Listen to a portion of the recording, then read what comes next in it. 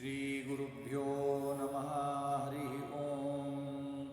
ಸದಾಗಮೈಕವಿಜ್ಞೇಯಂ ಸಮತೀತಕ್ಷರಾಕ್ಷರಂ ನಾರಾಯಣಂ ಸದಾ ವಂದೇ ನಿರ್ದೋಷ ಅಶೇಷ ಸದ್ಗುಣಂ ಅಸ್ಪೃಷ್ಟದೋಷಗಂಧಾಯ ಕಲ್ಯಾಣಗುಣಸಿಂಧವೇ ನಮೋ ನಮೋ ಭಕ್ತಮುಕ್ತಿದಾಯಿನೇ ಶೇಷಸಾಯಿನೇ.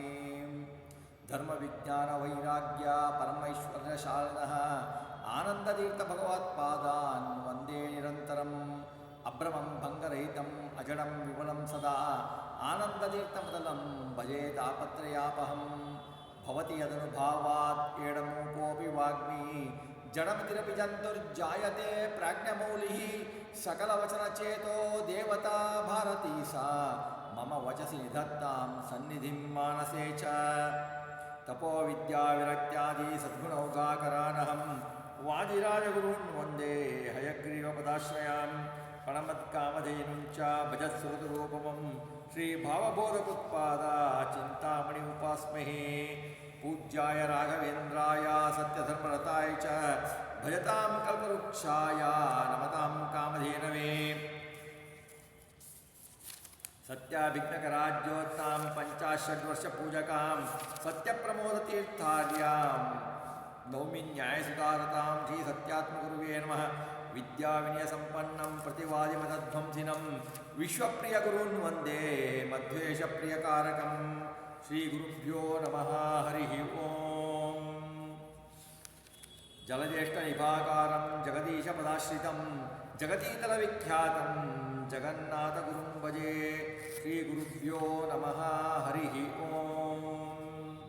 ಹರಿಕಥಾಮೃತಸಾರ ಗುರುಗಳ ಕರುಣದಿಂದಾಪನಿತು ಪೇಳುವೆ ಪರಮ ಭಗವದ್ಭಕ್ತರಿದನಾದರದಿ ಕೇಳುವುದು.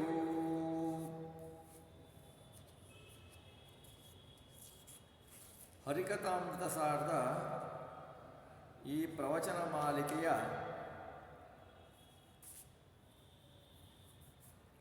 ಕೊನೆಯ ದಿನ ಇವತ್ತೆ, ಮಂಗಳದ ದಿನ. ಇಲ್ಲಿಯವರೆಗೆ ನಾಡಿ ಪ್ರಕರಣ ಸಂಧಿಯ ಚಿಂತನೆಯನ್ನು, ನಾಮಸ್ಮರಣದ ಚಿಂತನೆಯನ್ನು, ನಾಡಿ ಪ್ರಕರಣ ಚಿಂತನೆಯನ್ನು ಮುಗಿಸಿ ನಾಮಸ್ಮರಣ ಸಂಧಿಯ ಚಿಂತನೆಯಲ್ಲಿ ತೊಡಗಿದ್ದೇವೆ. ನಾಮಸ್ಮರಣೆ ಸಂಧಿಯ 27ನೇ ಶ್ಲೋಕದ ಚಿಂತನೆಯನ್ನು ಮಾಡೋಣ.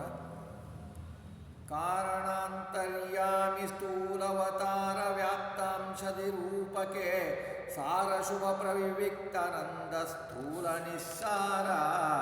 ಆರು ರಸಗಳ ನಿಪ್ಪನರ್ಪಿಸಲಲ್ಪರಿಗೆ ಈ ರಹಸ್ಯ ಪೇಳದಲೆ ಸದಾಪಾರ ಮಹಿಮನ ರೂಪ ಗುಣಗಳ ನೆನೆದು ಸುಖಿಸುತ್ತಿರು. ನಿನ್ನೆ ಇದರೆಗೆ ಸ್ವಲ್ಪ ಅರ್ಥವನ್ನು ನೋಡಿದ್ದೆವು.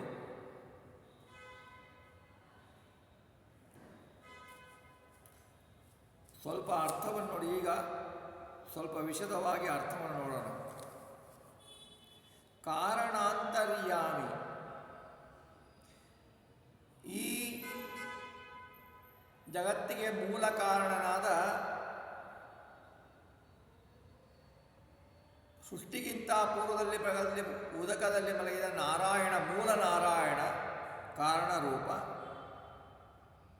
ಅವನ ರೂಪಗಳು ಕಾರಣ ರೂಪ, ಅಂತರ್ಯಾಮಿ ರೂಪ, ಸ್ಥೂಲ ರೂಪ, ಅವತಾರ ರೂಪ, ವ್ಯಾಪ್ತ ರೂಪ, ಅಂಶರೂಪ ಮುಂತಾದ ಎಲ್ಲ ರೂಪಗಳಿಗೂ ಸಾರರಸ, ಶುಭರಸ, ಪ್ರವಿವಿಕ್ತ ರಸ, ಆನಂದರಸ, ಸ್ಥೂಲರಸ, ನಿಸ್ಸಾರರಸ ಇವುಗಳನ್ನು ಅರ್ಪಿಸಬೇಕು ಅಂತ ಹೇಳಿದರು.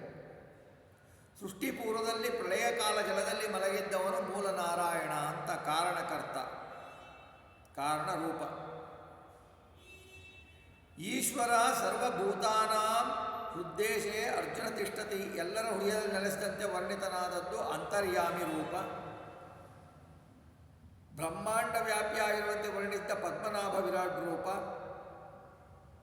ಇತ್ತಂ ವಿಚಿತ್ಯ ಪರಮಃ ಸತಂ ವಾಸೇದೇನ ಎಂದು ಹೇಳಿದಂತೆ ಕಾರಣರೂಪವಾದ ಮೂಲ ನಾರಾಯಣನು ಬ್ರಹ್ಮಾಂಡ ಸೃಷ್ಟಿಗೆ ಮೊದಲಿಗೆ ಪೂರ್ವದಲ್ಲಿ ಶುದ್ಧ ಸೃಷ್ಟಿಯಲ್ಲಿ ವಾಸುದೇವಾದಿರೂಪ, ಮತ್ಸ್ಯಾದಿರೂಪ, ಕೇಶವಾದಿರೂಪ, ನಾರಾಯಣಾದಿರೂಪ, ವಿಶ್ವಾದಿರೂಪ, ಪರಾದಿರೂಪ, ಅಜಿತಾದಿರೂಪ, ಅನಂತ ಅವತಾರ ರೂಪಗಳನ್ನು ರೂಪಗಳಿಂದ ಆವಿರ್ಭವಿಗೊಳಿಸಿದ್ದಾನೆ ಮೂಲ ನಾರಾಯಣ.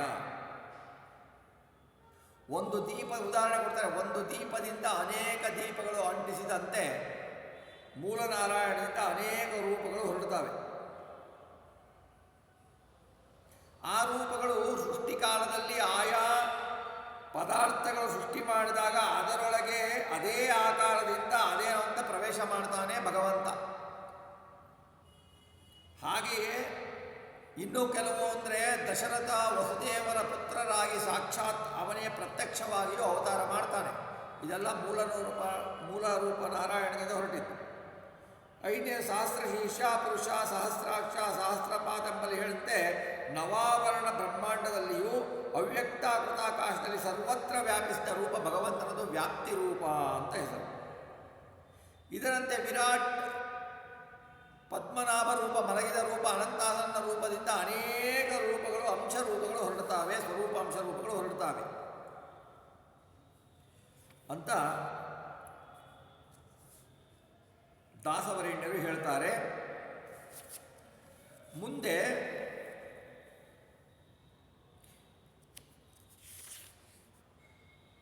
ಸಾರ ಶುಭ ಪ್ರವಿವಿಕ್ತ ನಂದ ಸ್ಥೂಲ ನಿಸ್ಸಾರ 6 ರಸಗಳನ್ನರ್ಪಿಸಲು, ಆ ಒಂದೊಂದು ರೂಪಕ್ಕೂ 6 ರಸಗಳನ್ನು ಅರ್ಪಿಸಬೇಕು. 6 ರಸಗಳು ಯಾವುದು?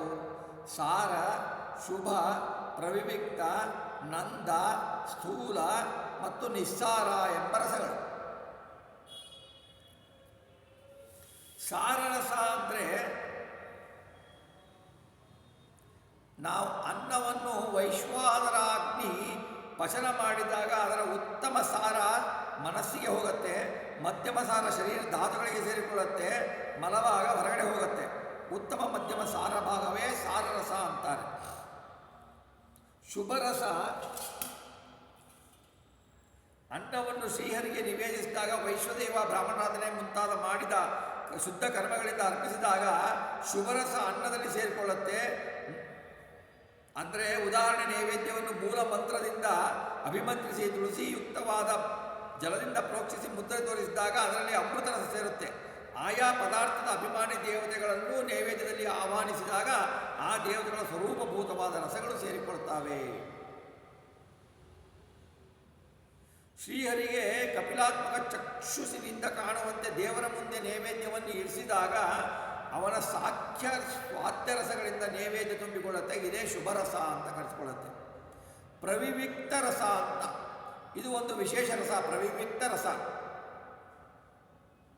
ನಮ್ಮ ಸ್ವಪ್ನಾವಸ್ಥೆಯಲ್ಲಿ ಹಾಗೂ ಮಾನಸಿಕ ಪೂಜೆ ಬರುವ ತೈಜಸ ನಾಮಕ ಉಣ್ಣುವ ವಿಲಕ್ಷಣವಾದ ರಸ. ಇದನ್ನು ಹರಿಗೆ ಅರ್ಪಿಸಬೇಕು.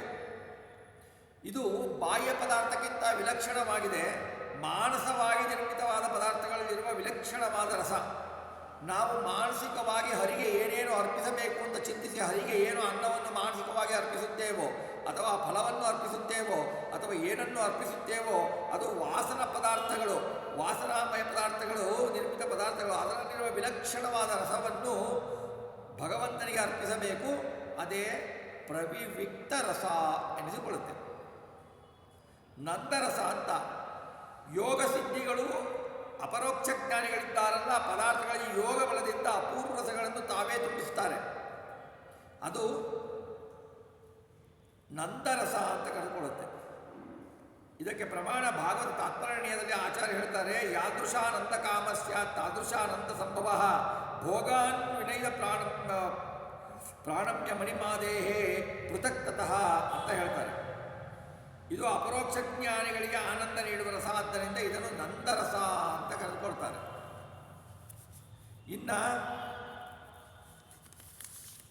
ಸ್ಥೂಲ ರಸ, ಇದು ಎಲ್ಲ ಸೂಕ್ಷ್ಮ ರಸಗಳಿಗಿಂತ ವ್ಯತಿರಿಕ್ತವಾದ ರಸ. ಮನುಷ್ಯರು ನಾವು ಉಣ್ಣುವ ರಸ, ಪದಾರ್ಥವನ್ನು ಏನಿಡ್ತೀವಲ್ಲ ಅದರಲ್ಲಿರುವ ರಸ ಸ್ಥೂಲ ರಸ. ನಿಸ್ಸಾರ ರಸ, ನಿಷಿದ್ಧವಾದ ಪದಾರ್ಥಗಳು, ಮದ್ಯ ಮಾಂಸಾದಿಗಳು, ಇಂಥವೆಲ್ಲ ನಿಸ್ಸಾರ ರಸಗಳು.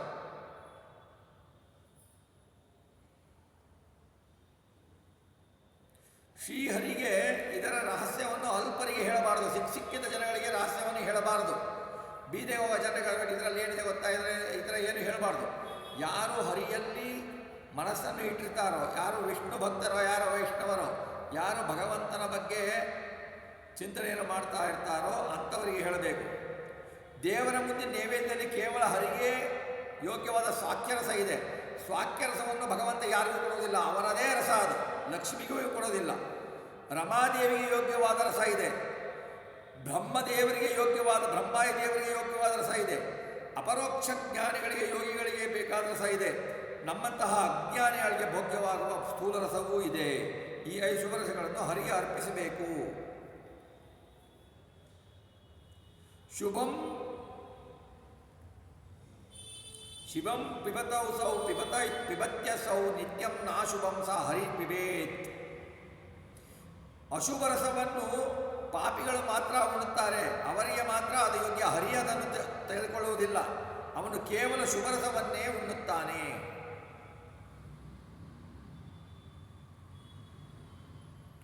ಇಲ್ಲಿ ಶ್ಲೋಕದಲ್ಲಿ ಅಂಶಾದಿ ಅಂತ ಹೇಳಿದ್ದಾರಲ್ಲ, ಅದಕ್ಕೆ ಬೇರೆ ಬೇರೆ ರೂಪಗಳಿಗೂ ಈ 6 ರಸಗಳನ್ನು ಅರ್ಪಿಸಲೇಬೇಕು. ಭಗವಂತನ ಬೇರೆ ಬೇರೆ ರೂಪಗಳಿಗೆ ಭೇದವನ್ನು ಎಣಿಸಬಾರದು. ಅಲ್ಪರಿಗೆ ಈ ರಹಸ್ಯವನ್ನು ಹೇಳಬಾರದು ಅಂದರೆ ದಾಸವರೆಣ್ಯರು. ಈ ರಹಸ್ಯ ವಿದ್ಯೆಗಳನ್ನು ಶಿಷ್ಯನಲ್ಲದವನಿಗೆ, ಗುರುಕುಲವಾಸ ಪಡೆದವನಿಗೆ, ತಾನು ತಿಳಿದೇ ಇದ್ದ ಉಪದೇಶ ಮಾಡಿ ನೀಡುವ ಶಕ್ತಿ ಇಲ್ಲದವನಿಗೆ ಹೇಳಬಾರದು ಎಂದು ಐತರೇಯ ಉಪನಿಷತ್ತು ಹೇಳುತ್ತೆ.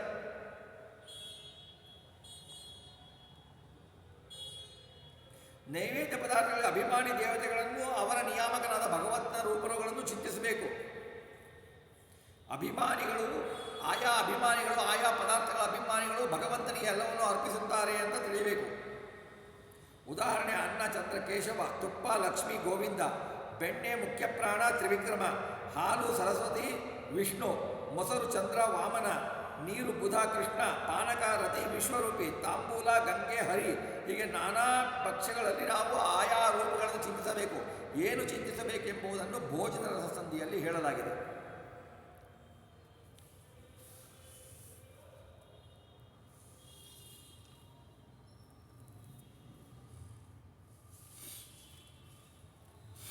ಹೀಗೆ ನಾವು 6 ರಸಗಳನ್ನು ಭಗವಂತನ 6 ರೂಪಗಳಲ್ಲಿ ಅರ್ಪಿಸಬೇಕು.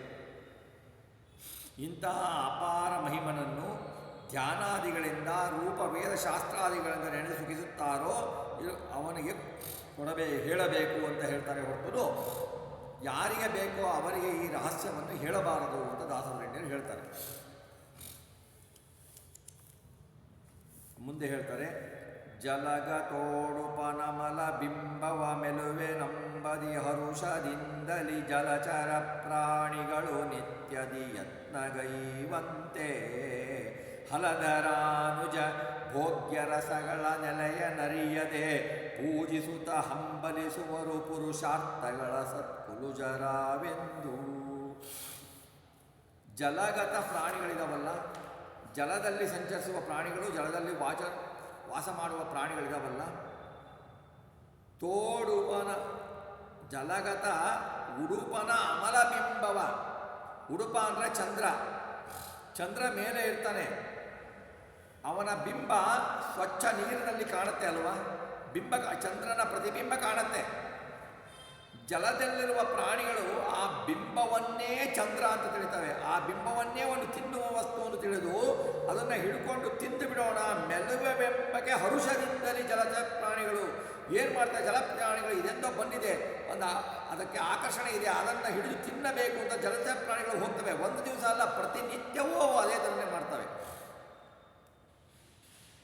ಹೀಗೆ ಮನುಷ್ಯರು ಹಲಧರಾನುಜ ಭೋಗ್ಯರಸಗಳ ನೆಲೆಯನರಿಯದೆ ಪೂಜಿಸುತ್ತಾ ಪರಮಾತ್ಮ ಸ್ವೀಕಾರ ಮಾಡುವ ಅಪ್ರಾಕೃತ ರಸಗಳ ನೆಲೆಯನ್ನು ಅರಿಯದೆ, ಅಂತವನ್ನು ಅರಿಯದೆ, ಸರ್ವ ಪದಾರ್ಥದಲ್ಲೂ ಪರಮಾತ್ಮನಿಗೆ ಅಭಿನ್ನವಾದ ರಸವಿದೆ ಎಂದು ತಿಳಿಯದೆ ಜಡ ಪದಾರ್ಥಗಳಿಂದ ಮಾನವ ಏನು ಮಾಡ್ತಾನೆ?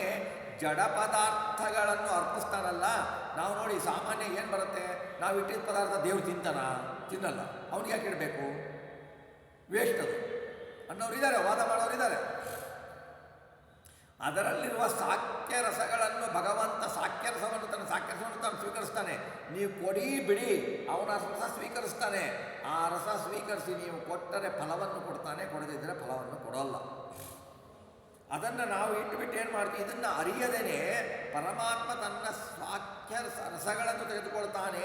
ಆ ಸಾಖ್ಯ ರೂಪ ಇದೆ, ಅದನ್ನು ನಾವು ಅರ್ಪಿಸಬೇಕಾದರೆ ಪರಮಾತ್ಮನಿಗೆ ಅರ್ಪಿಸಬೇಕು. ನಾವು ಅದನ್ನು ಆ ರೂಪವನ್ನು ಪರಮಾತ್ಮನ ಪ್ರತಿಬಿಂಬಿಯಲ್ಲಿ ಸಾಲಿಗ್ರಾಮದಲ್ಲಿರುವ ರೂಪದಲ್ಲಿ ಪ್ರತಿಮೆಯಲ್ಲಿ ಆಹ್ವಾನ ಮಾಡಿದ ನಮ್ಮ ಬಿಂಬರೂಪಿ ಪರಮಾತ್ಮನಲ್ಲಿ ಅದನ್ನು ಐಕ್ಯ ಚಿಂತನೆ ಮಾಡಬೇಕು. ಹಾಗೆ ಚಿಂತನೆಯನ್ನು ಮಾಡದೆ ಜಡ ಪದಾರ್ಥಗಳನ್ನು ಇಟ್ಟು ಬಿಟ್ಟು ದಿವಸ ಪೂಜಿಸುತ್ತಾ ಪೂಜೆ ಮಾಡ್ತಾ ದೇಹಾಯಾಸಯುಕ್ತನಾಗಿ ಏನಂದ್ರೆ ದಿವಸ ದೇವರಿಗೆ ನೈವೇದ್ಯ ಇಡೋದು, ಎಲ್ಲ ಥರ ಭಕ್ಷ್ಯ ಮಾಡಿ ಇಡೋದು. ದೇವರು ಅಭಿಮಾನಿ ದೇವತೆಗಳು ಅದರಲ್ಲಿ ಇದ್ದಾರೆ, ಅವರ ರೂಪ ಇದೆ ಅಂತ ಚಿಂತನೆ ಇಲ್ಲ. ಭಗವಂತ ಅದರಲ್ಲಿ ಇದ್ದಾನೆ ಅಂತ ಚಿಂತನೆ ಇಲ್ಲ. ಭಗವಂತ ತನಗೆ ಯೋಗ್ಯವಾದ ಸಾಕ್ಯರಸಗಳನ್ನು ತೆಗೆದುಕೊಳ್ತಾನೆ ಅದರಲ್ಲಿ ಅಂತ ಚಿಂತನೆ ಇಲ್ಲ. ಭಗವಂತನಿಗೆ ಇಡುವುದು, ತಾನು ತಿನ್ನುವುದು. ಭಗವಂತ ತಿಂದಿಲ್ಲ, ನಾನು ಇಡ್ತಾ ಇದ್ದೀನಿ ಅಷ್ಟೇನೆ, ತಿಂತಾ ಇದ್ದೀನಿ ನಾನು ಅಂತ. ಅದನ್ನು ಏನು ಬಿಂಬರೂಪಿ ಪರಮಾತ್ಮನಿಗೂ ಆ ಸಾಕ್ಯರಸಗಳನ್ನು ಅರ್ಪಿಸಬೇಕು. ಆ ಸಾಕ್ಯರಸಗಳನ್ನು ನನ್ನ ಬಿಂಬರೂಪಿ ಪರಮಾತ್ಮ ತಗೊಳ್ತಾನೆ ಅಂತ ಚಿಂತನೆ ಮಾಡದೆ ಬಹಳ ಆಯಾಸ ಕೊಡ್ತಾರೆ. ಆ ಅಡಿಗೆ ಮಾಡ್ತಾರೆ, ಈ ಅಡಿಗೆ ಮಾಡ್ತಾರೆ, ಎಲ್ಲ ವಿಚಿತ್ರವಾದ ಭಕ್ಷ್ಯವನ್ನು ಮಾಡ್ತಾರೆ. ಭಕ್ಷ್ಯವನ್ನು ಮಾಡಿ ಹರಿಗೆ ಇಡ್ತಾರೆ. ಹರಿಯೂ ಅದರಲ್ಲಿ ಸಾಕ್ಯರಸಗಳನ್ನು ತಿಂತಾನೆ ಅಂತ ಅನುಸಂಧಾನನೇ ಇಲ್ಲ. ಹೀಗೆ ಮಾಡಿದರೆ ಏನಾಗತ್ತೆ? ದೇಹಾಯಾಸಯುಕ್ತನಾಗ್ತಾನೆ. ಆಯಾಸ ಆಗತ್ತೆ, ವ್ಯರ್ಥವಾದ ಶ್ರಮ ಆಗತ್ತೆ. ಅಡಿಗೆ ಮಾಡೋದು ಶ್ರಮ, ಪೂಜೆ ಮಾಡಿ ನೈವೇದ್ಯ ಮಾಡೋದು ಶ್ರಮ ಆಗತ್ತೆ, ದೇಹಾಯಾಸ ಆಗತ್ತೆ. ಹೇಗೆ?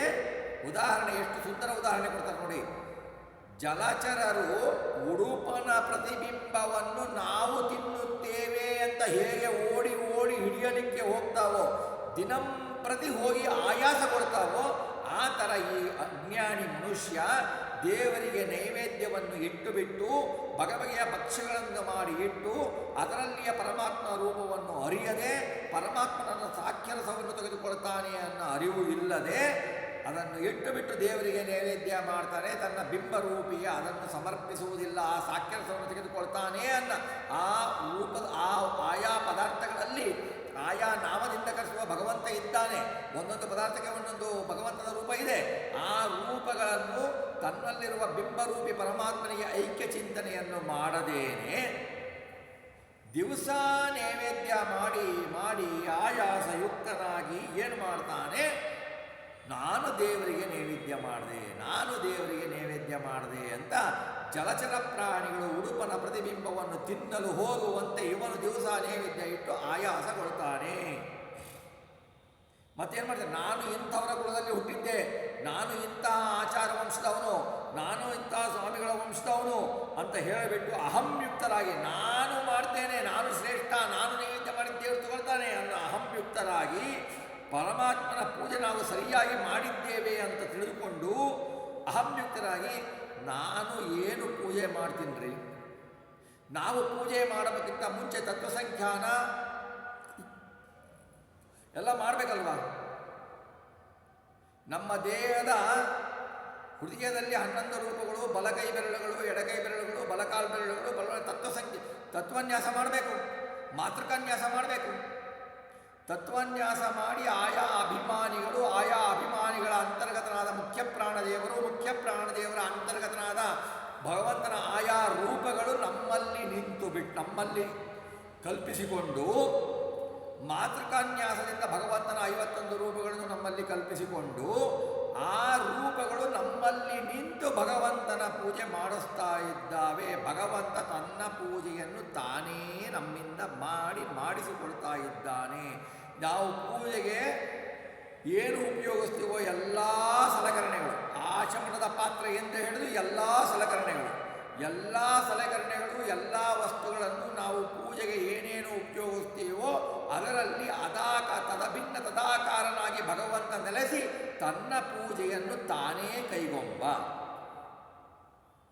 ತಾನು ನಮ್ಮಲ್ಲಿ ನಿಂತು ಅವನು ಮಾಡಿಸ್ತಾನೆ ಅನ್ನುವ ಅನುಸಂಧಾನ ಇಲ್ಲದೆ ದಿವಸ ಮಾಡಿ ನಾವು ಸತ್ಕುಲುಜರು, ನಾವು ಪರಮಾತ್ಮನ ಪೂಜೆ ಸರಿಯಾಗಿ ಮಾಡಿದ್ದೇವೆ ಅಂತ ಅಹಂಯುಕ್ತರಾಗಿ ನಾನು ಮಾಡಿದ್ದೇನೆ ಅಂದ್ಬಿಟ್ಟು ನಾಹಂಕರ್ತ, ಹರಿಕರ್ತ, ತತ್ಕರ್ತ, ಕರ್ಮಚಾಕಿಲ ಅಂತ ಹೇಳ್ದೇನೆ ಅದನ್ನು ಮನಃಪೂರ್ವಕವಾಗಿ ಹೇಳಬೇಕು.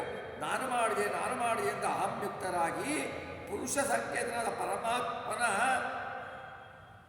ಅಪರೋಕ್ಷವನ್ನು ಬೇಡ್ತಾರೆ. ನಾನು ಇಷ್ಟು ದಿವಸ ಪೂಜೆ ಮಾಡಿದೆ, ಇಷ್ಟು ಚೆನ್ನಾಗಿ ಪೂಜೆ ಮಾಡ್ತಾ ಇದ್ದೀನಿ, 2 ಗಂಟೆ ಪೂಜೆ ಮಾಡಿದೆ, 3 ಗಂಟೆ ಪೂಜೆ ಮಾಡಿದೆ, 4 ಗಂಟೆ ಪೂಜೆ ಮಾಡಿದೆ, ದಿವಸ ಪೂಜೆ ಮಾಡ್ತಾ ಇದ್ದೀನಿ, ದಿವಸ ವೈಷ್ಣವ ಮಾಡ್ತಾ ಇದ್ದೀನಿ, ದಿವಸ ಬ್ರಹ್ಮಯಜ್ಞ ಮಾಡ್ತಾ ಇದ್ದೀನಿ. ಈ ಅನುಸಂಧಾನವಿಲ್ಲದೆ ಏನು ಮಾಡಿ ನನಗೆ ಭಗವಂತನ ಅಪರೋಕ್ಷವೇನು ಅನುಗ್ರಹವೇನು ಇದರ ಸುಖಗಳನ್ನು ನಾನು ಬೇಡ್ತೇನೆ ಭಗವಂತ ಅಂತ. ನಾನು ಇಷ್ಟು ಪೂಜೆ ಮಾಡಿದ್ದೇನೆಪ್ಪ ಭಗವಂತ, ನನಗೆ ಅಪರೋಕ್ಷವನ್ನು ಕೊಡು ಅಂತ ಬೇಡ್ತೇವೆ. ಆದರೆ ನಮ್ಮಲ್ಲಿ ಅನುಸಂಧಾನ ಇಲ್ಲ ಅಂದರೆ ಭಗವಂತ ನಮ್ಮನ್ನು ಮೆಚ್ಚನು ಸದಾ ಅಂತ ಹೇಳ್ತಾರೆ ದಾಸರು.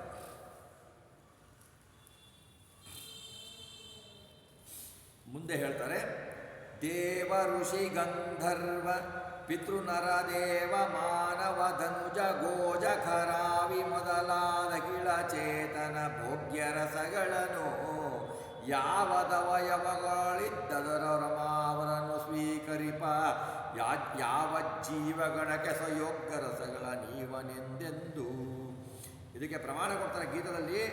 ಶ್ರೋತುಂಚಕ್ಷುಂ ಸ್ಪರ್ಶನಂಚ ಪ್ರಾಣಮೇವಚ ಅಧಿಷ್ಠಾಯ ಮನಶ್ಚಾಯಂ ವಿಷಯಾನುಪಸೇವತೆ ಅಂತ ಗೀತದಲ್ಲಿ ಹೇಳ್ತಾರೆ. ಭಗವಂತ ಎಲ್ಲ ವಸ್ತುಗಳಲ್ಲಿದ್ದು ಎಲ್ಲ ಇಂದ್ರಿಯಗಳಲ್ಲಿದ್ದು ಆ ವಿಷಯೋಭೋಗಗಳಲ್ಲಿರುವ ರಸವನ್ನು ತನ್ನ ಸಾಕ್ಯ ರಸವನ್ನು ತಾನು ತೆಗೆದುಕೊಳ್ತಾನೆ. ಹಾಗೆಯೇ ಅದರಲ್ಲಿರುವ ಆಯಾ ದೇವತೆಗಳ ಅಭಿಮಾನಿಗಳ ರಸವನ್ನು ಅವರಿಗೆ ಕೊಡ್ತಾನೆ ಭಗವಂತ. ನಾನು ಕೊಡ್ತೀನಿ ಅಂತ ಭಗವದ್ಗೀತೆಯಲ್ಲಿ ಭಗವಂತ ಹೇಳ್ತಾನೆ.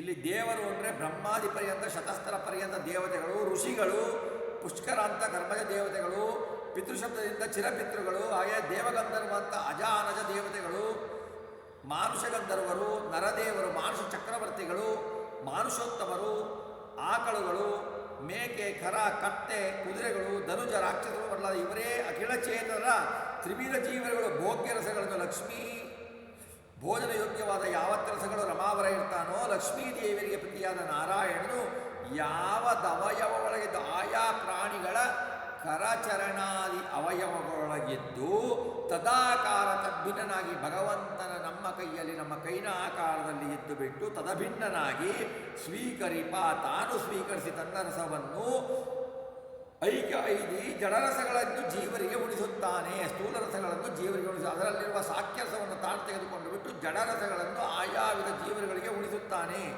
ಈ ಉಣಿಸುವ ಹೇಗೆಂದರೆ ಸಮಸ್ತವಾದ ಯಾವ ಜೀವಗಣಕ್ಕೆ ಎಲ್ಲ ಜೀವಗಣಕ್ಕೂ ಸಮೂಹಕ್ಕೆ ಸ್ವಯೋಗ್ಯ ರಸಗಳು ಅವರಿಗೆ ಯೋಗ್ಯವಾದ ಭೋಜನದ ರಸಗಳು ಭೋಜನೋಪಯುಕ್ತವಾದ ಅವರವರ ಸ್ವಕೀಯ ಸ್ಥೂಲ ದೇಹಕ್ಕೆ ಏನು ಬೇಕೋ ಆ ರಸಗಳು ಉಪಚಯವಾಗತಕ್ಕ ರಸಗಳನ್ನು ಅವನು ಜಡರಸವನ್ನು ಇಟ್ಟು ಜೀವರಿಗೆ ಬಿಂಬಕ್ರಿಯಾದ್ವಾರ ಪ್ರತಿಬಿಂಬಕ್ರಿಯಾದಿಂದ ಉಣಿಸಿ ತಾನು ಉಣ್ಣುವಂತೆ ಜೀವರ ಪ್ರತಿಬಿಂಬ ಅವನು ಉಂಡರೆ ನಾವು ಉಣ್ಣಬೇಕು ಆ ಥರ ಉಣ್ಣಿಸಿ ಸ್ಥೂಲ ದೇಹಕ್ಕೆ ಉಪಶಯ ಮಾಡಿ ಕೊಡ್ತಾನೆ ಅಂತ ನಾವು ತಿಳಿಬೇಕು.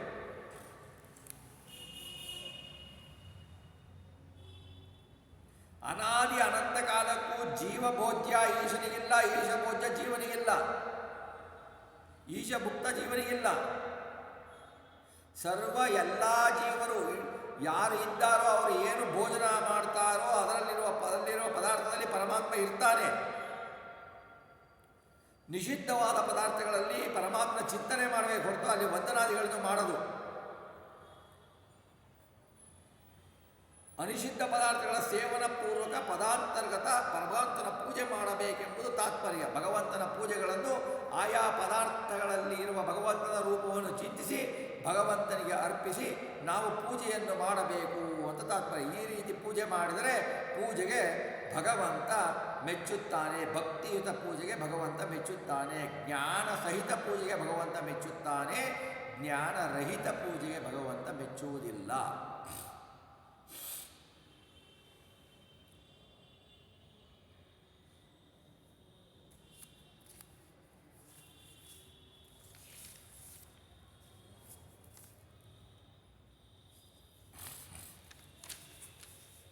ಮುಂದಿನ ಶ್ಲೋಕದಲ್ಲಿ ಹೇಳ್ತಾರೆ, ಒರಟು ಬುದ್ಧಿಯ ಬಿಟ್ಟು ಲೌಕಿಕ ಹರಟೆಗಳ ನೀಡಾಡಿ ಕಾಂಚನ ಪರಟಿ ಲೋಷ್ಟಾದಿಗಳು ಸಮವೆಂದರಿತು ನಿತ್ಯದಲ್ಲಿ ಪುರುಟ ಗರ್ಭಾಂಡೋದರನು ಸತ್ಪುರುಟನೆಂದೆನಿಸೆಲ್ಲರೊಳಗಿದ್ದುರುಟು ಕರ್ಮವ ಮಾಡಿ ಮಾಲ್ಪನು ಎಂದಡಿಗಡಿಗೆ ನೆನೆವುತ್ತಿರು.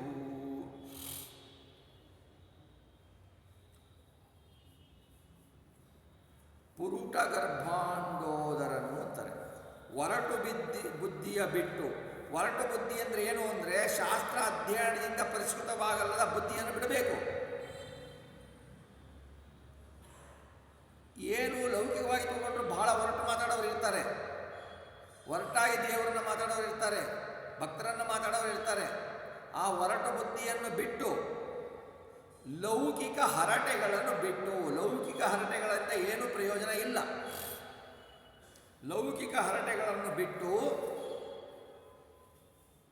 ಕಾಂಚನ ಪರಟಿ ಲೋಷ್ಟಾದಿಗಳು ಸಮವೆಂದರಿದು ನಿತ್ಯದಲ್ಲಿ. ಕಾಂಚನ ಅಂದರೆ ಬಂಗಾರ ಸ್ವರ್ಣ, ಪರಟಿ ಅಂದರೆ ತೆಂಗಿನಕಾಯಿ ಚಿಪ್ಪು, ಲೋಷ್ಟ ಮಣ್ಣು ಹೆಂಟೆಗಳು.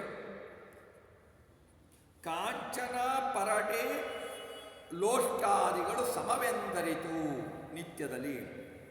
ಅಲ್ಲ ಆಚಾರ್ಯರೇ, ಬಂಗಾರದ ಈಗ ರೇಟಿನ ನೋಡಿದರೆ ಬಂಗಾರನು, ತೆಂಗಿನ ಚಿಪ್ಪು, ಮಣ್ಣಿನ ಹೆಂಟೆನು ಒಂದೇ ಅಂತಿರಲ್ಲ, ಒಂದೇ ಅಂತ ಹೇಗೆ ತಿಳ್ಕೊಳ್ಳಿಕ್ಕಾಗತ್ತೆ ಅಂತ ಕೇಳಿದರೆ, ಎಲ್ಲವೂ ವಿಷಯ ಪದಾರ್ಥಗಳು, ಅದರಿಂದ ದುಃಖವೇ ಹೊರತು ಸುಖ ಇಲ್ಲ. ಸುಖ ಅಂತ ನಾವು ತಿಳ್ಕೊಳ್ತೀವಿ ಅಷ್ಟೇ, ಭ್ರಮೆ ಪಡ್ತೀವಿ. ಸುಖ ಇಲ್ಲ. ಬಂಗಾರ ತೆಗೆದುಕೊಂಡು ಬಿಟ್ಟು ಆ ಸ್ವರ್ಣವನ್ನು ತೆಗೆದುಕೊಂಡು ಬಿಟ್ಟು ಆ ಇಷ್ಟೊಂದು ರೇಟ್ ಕೊಟ್ಟು ತಗೊಂಡೆ, ಅದನ್ನು ಯಾರು ತೊಗೊಂಡು ಹೋಗ್ತಾರೋ ಅಂತ ಯೋಚನೆ. ಎಲ್ಲೂ ಹಾಕ್ಕೊಳ್ದೇನೆ ಬ್ಯಾಂಕ್ನಾಗ ಇಡ್ತೀವಿ ಅಂತ ಯೋಚನೆ. ಬ್ಯಾಂಕ್ ಸೇಫ್ ಲಾಕರ್ನಾಗ ಇಟ್ಟರೆ ಬ್ಯಾಂಕೇ ಮುಚ್ಕೊಂಡು ಹೋಗ್ಬಿಟ್ರೆ ಏನು ಮಾಡಬೇಕು ಅನ್ನೋ ಯೋಚನೆ. ಕೊನೆಗೆ ಯಾರಿಗೂ ಹೇಳ್ದಾನೆ ಏನೋ ಇಟ್ಬಿಟ್ಟು ಕೊನೆಗೆ ಒಂದು ದಿವಸ ಯಾರು ಗೊತ್ತಾಗ್ತಾನೆ ಹೋಗ್ಬಿಡೋದು. ಈ ತರಹ ಈ ಕಾಂಚನ, ತೆಂಗಿನ ಚಿಪ್ಪು, ಲೋಷ್ಟಾದಿಗಳು ಸಮ. ಇದನ್ನು, ಈ ಜ್ಞಾನ ಈ ಬರಬೇಕು ಅಂತಂದರೆ ಭಗವದ್ಭಕ್ತರಿಗೆ, ಪರಮ ಭಗವದ್ಭಕ್ತರ ಈ ಜ್ಞಾನವನ್ನು, ಇದೆಲ್ಲ ಸಮ, ಇದರಿಂದ ಏನು ಉಪಯೋಗ ಇಲ್ಲ, ನನಗೆ ಏನು ಉಪಯೋಗ ಇಲ್ಲ ಅಂತ ತಿಳಿದು ಪುರುಟ ಗರ್ಭಾಂಡೋದರನು. ನೋಡಿ ಎಷ್ಟು ಚೆನ್ನಾಗಿ ಹೇಳ್ತಾರೆ ಭಗವಂತನ. ಪುರುಟ ಅಂದರೆ ಹಿರಣ್ಯ ಅಂದರೆ ಬಂಗಾರ, ಹಿರಣ್ಯ ಗರ್ಭ ಅವನ ಅಂಡ ಬ್ರಹ್ಮಾಂಡ, ಅದು ಶ್ರೀಹರಿಯ ಗರ್ಭದಲ್ಲಿದೆ. ಬ್ರಹ್ಮಾಂಡ ಶ್ರೀಹರಿಯ ಗರ್ಭದಲ್ಲಿದೆ. ಪುರುಟ ಗರ್ಭಾಂಡೋದರನು, ಬ್ರಹ್ಮಾಂಡ ಸುವರ್ಣಮಯವಾದ ಹಿರಣ್ಯ ಗರ್ಭನಾಂಡ ಬ್ರಹ್ಮಾಂಡ, ಅದು ಹರಿಯ ಗರ್ಭದಲ್ಲಿರೋದ್ರಿಂದ ಅವನಿಗೆ ಪುರುಟ ಗರ್ಭಾಂಡೋದರ ಅಂತ ಹೆಸರು. ಬ್ರಹ್ಮಾಂಡದೊಳಗೆ ಇರ್ತನ್ರಿ. ಬ್ರಹ್ಮಾಂಡದೊಳಗೆ ಇದ್ದು ಬಿಟ್ಟು ಬ್ರಹ್ಮಾಂಡದ ಸಂಬಂಧ ಅವನಿಗಿಲ್ಲ. ಬ್ರಹ್ಮಾಂಡದಿಂದ ಆಗುವ ಸಂಪರ್ಕದಿಂದ ಆಗುವ ಸಂಬಂಧ ಅವನಿಗಿಲ್ಲ. ಅದರ ಲೇಪ ಅವನಿಗಿಲ್ಲ. ಸತ್ಪುರುಟ. ಸತ್ಪುರುಟ ಅಂದ್ರೇನು? ಪುರುಟ ಅಂದರೆ ಬಂಗಾರ ಅಂದರೆ. ಸತ್ಪುರುಟ ಅಂದರೆ ಸ್ವತಃ ತಾನೇ ಶುಭವಾದ ಶುದ್ಧವಾದ ಬಂಗಾರ ಭಗವಂತ. ಜ್ಞಾನಾನಂದಮಯ, ಪೂರ್ಣಾನಂದಮಯ, ಗುಣಮಯ, ಅನಂತ ಗುಣಪರಿಪೂರ್ಣ, ಗುಣಪರಿಪೂರ್ಣ ಭಗವಂತ. ಅಪ್ರಾಕೃತ ಶರೀರವುಳ್ಳವನು. ಅಂತಹ ಭಗವಂತ ಸತ್ಪುರುಟ, ತನಗೆ ತಾನೇ ಬಂಗಾರ ಅವನು, ಸ್ವರ್ಣ.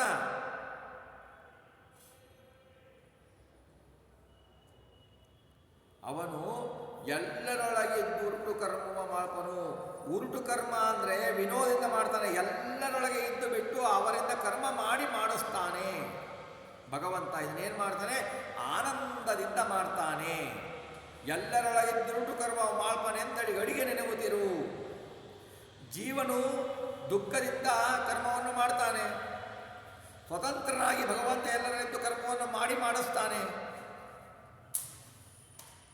ಜೀವನಿಗೆ ಪರಾಧೀನ ಅಲ್ಪಕರ್ತೃತ್ವ, ಜೀವನಿಗೆ ಪರಾಧೀನ ಕರ್ತೃತ್ವ, ಈಶ್ವರನಿಗೆ ಸ್ವಾತಂತ್ರ್ಯ ಕರ್ತೃತ್ವ. ಜೀವನಿಗೆ ಪರಾಧೀನ ಕರ್ತೃತ್ವ ಇರುವುದರಿಂದ ಅದು ಹೇಳಿಕೊಳ್ಳೋ ಅಂಥವ ಕರ್ತೃತ್ವ ಏನೂ ಅಲ್ಲರಿ. ಅದಕ್ಕೆ ಏನು ಹೇಳ್ತಾರೆ? ಹರಿತಾ ಕರ್ತೃ ಅಂತ ನೆನೆಸ್ಕೊಳ್ಬೇಕು ಅಂತ ಹೇಳ್ತಾರೆ. ಜೀವನಿಗೆ ಪರಾಧೀನ ಕರ್ತೃತ್ವ ಇದೆ, ಕರ್ತೃತ್ವ ಇಲ್ಲೇ ಇಲ್ಲ ಅಂತ ಇಲ್ಲ, ಕರ್ತೃತ್ವ ಇದೆ, ಪರಾಧೀನ ಕರ್ತೃತ್ವ. ಆ ಪರಾಧೀನ ಕರ್ತೃತ್ವ ಜೀವನಿಗೆ ಇದೆ.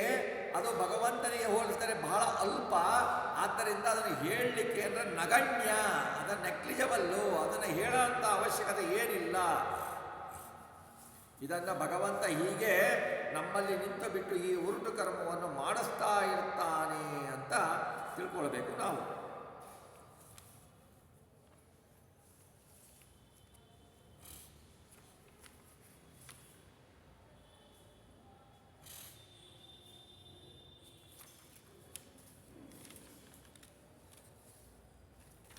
ಆಮೇಲೆ ಮುಂದುವರೆದು ಹೇಳ್ತಾರೆ, ಭೂತಳದಿ ಜನರುಗಳು ಮರ್ಮಕ್ಕೆ ಮಾತುಗಳನ್ನಾಡಿದರೆ ಸಹಿಸದೆ ಘಾತಿಸುವರು, ಅತಿ ಕೋಪದಿಂದಲೇ ಎಚ್ಚರಿಪತೆರದಿ ಮಾತುಳಾಂತಕ ಜಾರ ಹೇನವನೀತ ಚೋರ ಎನಲು ತನ್ನ ನಿಕೇತನದೊಳಿಟ್ಟವರ ಸಂತೈಸುವನು ಕರುಣಾಳು. ಅದ್ಭುತವಾಗಿ ಹೇಳ್ತಾರೆ ಭಗವಂತನ ಬಗ್ಗೆ. ಈ ಲೋಕದಲ್ಲಿ ಇದಕ್ಕೆ ಸಾಮಾನ್ಯ ಅರ್ಥ, ಈ ಲೋಕದಲ್ಲಿ ಜನರು ಮರ್ಮಕ್ಕೆ ತಾಗುವ ಹಾಗೆ ಮಾತಾಡಿದರೆ ಏನು ಮಾಡ್ತಾರೆ, ಸಹಿಸಲ್ಲ. ನೀವು ನೋಡಿದ್ದೀರ, ಯಾರಾದರೂ ಸ್ವಲ್ಪ ಹೊರಟಾಗಿ ನಮಗೆ ಘಾಸಿಯಾಗಿ ಮಾತಾಡಿದಾಗ ಸಹಿಸಲ್ಲ. ಅವನಿಗೆ ಏನಂತೀವಿ ನಾವು, ಕೋಪದಿಂದ ಬೇಡ ಅಂತೀವಿ, ಗದರ್ತೀವಿ, ಎಚ್ಚರಿಕೆ ಹೀಗೆ ಮಾತಾಡಬೇಡ ಅಂತ ಹೇಳ್ತೀವಿ, ಎಚ್ಚರಿಸುವ ಧ್ವನಿಯಲ್ಲಿ ಮಾತನಾಡ್ತೀವಿ. ಆದರೆ ಭಗವಂತನಿಗೆ ದಾಸರೇನಂತಾರೆ, ಮಾವನನ್ನು ಕೊಂದವನೇ ಮಾತುಳ ಅಂತಕ ಭಗವಂತ, ಜಾರ ನೀನು, ಗೋಪಿ ಜಾರ ನೀನು, ನವನೀತ ಚೋರ ಎಂದರೆ ಏನು ಮಾಡ್ತಾನೆ ಭಗವಂತ? ಭಗವಂತ ಹೊರಟಾಗಿ ಮಾತಾಡ್ತಾನ, ಅವರಿಗೆ ಹಿಡಿದು ಬೈತನ? ಇಲ್ಲ, ತನ್ನ ನಿಕೇತನದಲ್ಲಿಟ್ಟು ಅವರ ಸಂತೈಸುವನು ಕರುಣಾಳು. ತನ್ನ ಮನೆಯಲ್ಲಿಟ್ಟು ಬಿಟ್ಟು ಅವರನ್ನು ಸಂತೈಸ್ತಾನೆ ಭಗವಂತ.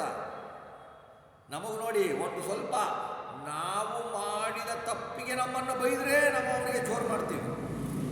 ಭಗವಂತ ಎಂತಹ ಕರುಣಾಳು ರೀ, ಅದು ಸಾಮಾನ್ಯ ಅರ್ಥ. ಈ ಜನರು ಸಾಮಾನ್ಯ ಮಾಡುವುದು ಸಹಜ, ತಪ್ಪು ಮಾಡೋದು ಸಹಜ. ಪೂರ್ತಿ ಶುದ್ಧ ಚಾರಿತ್ರ್ಯ ಕಾಣೋದಿಲ್ಲ ಮನುಷ್ಯರಲ್ಲಿ. ಹೇಗೆಂದ್ರೆ ಹೇಳ್ತಾರೆ, ಸ್ಮರಣಂ ಕೀರ್ತನಂ ಕೇಲಿಹಿ ಪ್ರೇಕ್ಷಣಂ ಗುಹ್ಯ ಭಾಷಣಂ ಸಂಕಲ್ಪೋ ಅತ್ಯವಸಾಯಶ್ಚ ಕ್ರಿಯತ್ ನಿವೃತ್ತಿರೇವಚ ಏತನ್ಮೈಥುನಮಷ್ಟಾಂಗಂ ಪ್ರವದಂತಿ ಮನೀಷಿಣಃ ವಿಪರೀತಂ ಬ್ರಹ್ಮಚರ್ಯಂ ಏತಾದೇನಾಷ್ಟಲಕ್ಷಣಂ ಅಂತ ಹೇಳ್ತಾರೆ. ಅಂದರೆ ಸ್ತ್ರೀಯರ ಬಗ್ಗೆ ಸ್ಮರಣೆ, ಅವರ ಕೀರ್ತನೆ, ಅವರ ಜೊತೆಗೆ ಆಟ ಆಡುವುದು, ನೋಡುವುದು, ರಹಸ್ಯವಾಗಿ ಸಂಭಾಷಣೆ ಮಾಡುವುದು, ಕೂಡುವ ಸಂಕಲ್ಪ, ನಿಶ್ಚಯ, ಕೂಡುವುದು, ಈ 8 ಕೂಡ ಶ್ರೀಸಂಗ ದೋಷ ಎನಿಸುತ್ತೆ. ಇದು ಯಾವುದನ್ನು ಮಾಡದೇ ಇರುವನು ಬ್ರಹ್ಮಚಾರಿ.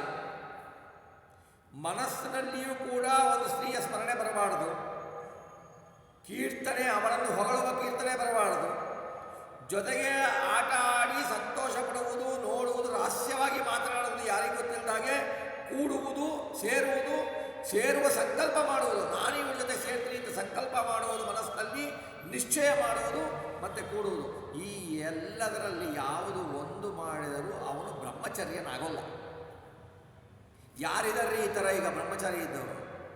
ಯಾರಿದ್ದಾರೆ ಈಗ ಬ್ರಹ್ಮಚಾರಿಗಳು ಅನ್ನೋರು? ಸಾಮಾನ್ಯ ಮನುಷ್ಯರಿಗೆ ಇದಾಗಲ್ಲ. ಉದಾಹರಣೆ ಕೊಡ್ತಾರೆ ಇದಕ್ಕೆ. ಮಹಾಭಾರತದಲ್ಲಿ ಯುದ್ಧ ಆಗಿ ದುರ್ಯೋಧನ ತೊಡೆ ಮುರಿದು ಬಿದ್ದಿರ್ತಾನೆ. ಅಶ್ವತ್ಥಾಮ ಅವನ ಬಳಿಗೆ ಬರ್ತಾನೆ. ಅಶ್ವತ್ಥಾಮ ಅವನ ಬಳಿಗೆ ಬಂದಾಗ ದುರ್ಯೋಧನ ಹಂಗೆ ಕೇಳ್ತಾನೆ, ನಿನಗೆ ಏನು ಸಂತೋಷ ಪಡಿಸ್ಬೋದು ಅಂದಾಗ ದುರ್ಯೋಧನ ಹೇಳ್ತಾನೆ, ನೋಡು, ನೀನು ಪಾಂಡು ಸಂತತಿಯನ್ನು ಅಳಿಸಿ ಹಾಕಿ ದುರ್ಯೋಧನ ಹೇಳ ಒಂದು ಅಸಹ್ಯವಾದ ಮಾತು ಅವನು ಹೇಳೋದು, ಪಾಂಡು ಸಂತತಿಯನ್ನು ಅಳಿಸಿಯಾಗಿ ನನ್ನ ಹೆಂಡತಿಯಲ್ಲಿ ನೀನು ಸಂತತಿಯನ್ನು ಹುಟ್ಟಿಸು. ನನ್ನ ಹೆಂಡತಿಯಲ್ಲಿ ಸಂತತಿಯನ್ನು ಹುಟ್ಟಿಸಿದರೆ ಆ ಸಂತತಿಯಿಂದ ರಾಜ್ಯಭಾರ ಆಗತ್ತೆ, ನನ್ನ ಮಕ್ಕಳು ರಾಜ್ಯಭಾರ ಮಾಡ್ತಾರೆ. ಈ ಒಂದು ತರಹದ ವಿವಾಹ, ಈ ಒಂದು ಥರ ಸಂತತಿ ಹುಟ್ಟಿಸುವುದಿದೆ.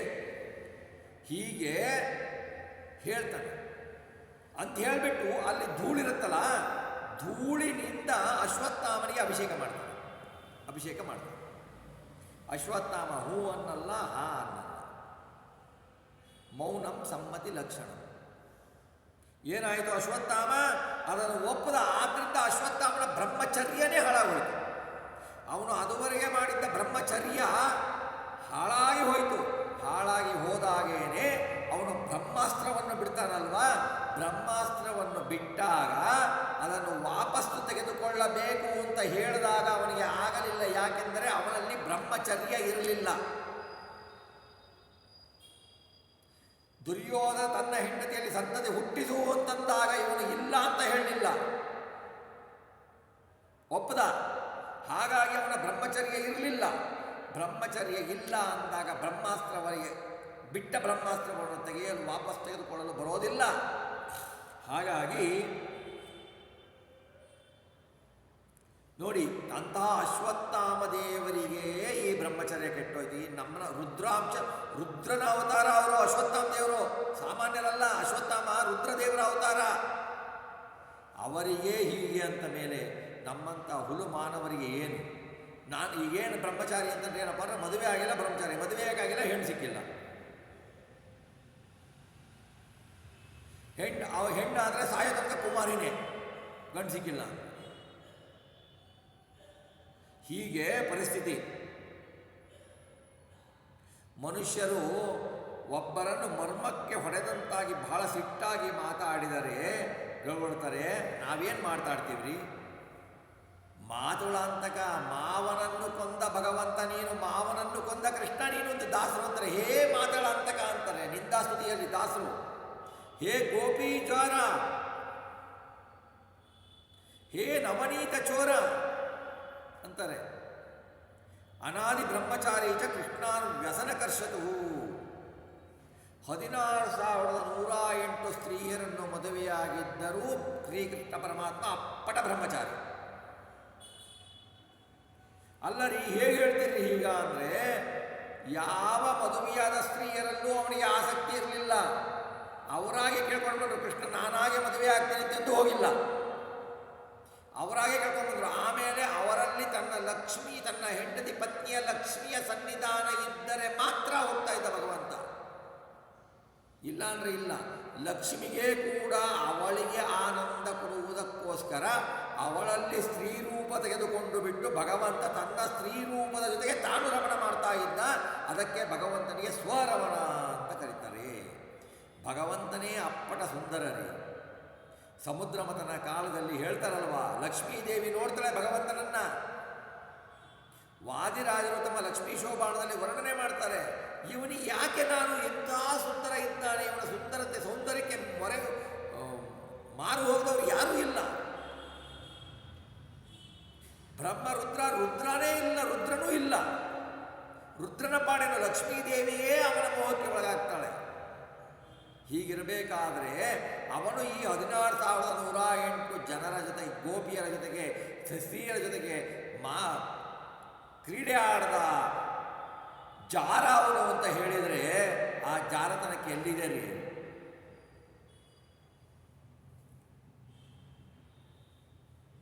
ಕಳ್ಳ, ನವನೀತ ಚೋರ. ಕಳ್ಳ ಅಂತ ಯಾರಿಗೆ ಅಂತೀವಿ? ಚೋರ ಅನ್ನೋರಿಗೆ ತನ್ನದಲ್ಲದ ವಸ್ತುವನ್ನು ಕದ್ದವನಿಗೆ ಕಳ್ಳ ಅಂತೀವಿ ಅಲ್ವಾ?